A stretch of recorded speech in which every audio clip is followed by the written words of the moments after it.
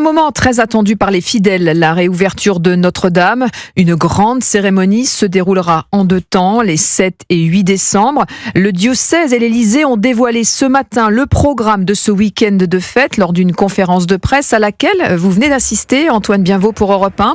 Et la réouverture de la cathédrale débutera donc le samedi par une prise de parole d'Emmanuel Macron. Oui, le président prendra la parole sur le parvis de la cathédrale et non à l'intérieur de Notre-Dame comme cela avait été précédemment évoqué. Emmanuel Macron profitera de ce discours pour remercier tous les acteurs de la restauration, notamment les compagnons dont un grand nombre seront présents ce 7 décembre. Le lendemain, les festivités prendront une tournure sacrée avec une grande messe célébrée donc le 8 décembre en présence de quelques fidèles issus des différentes paroisses parisiennes. 150 évêques venus du monde entier assisteront aussi à l'office qui sera suivi d'un buffet fraternel.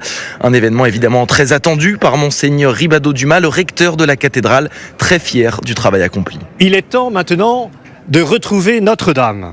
Le pari de la reconstruction en 5 ans a été tenu. Cela n'a pas été facile, mais cela nous montre que dans cette période de doute et de questionnement, si nous restons unis et mobilisés autour d'un objectif commun, nous sommes capables de réussir l'impossible.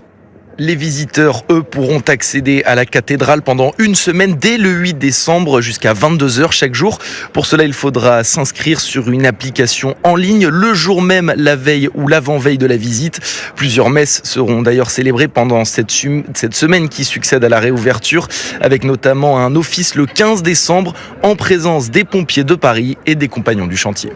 Antoine Bienvaux en direct du parvis de Notre-Dame pour Europe 1.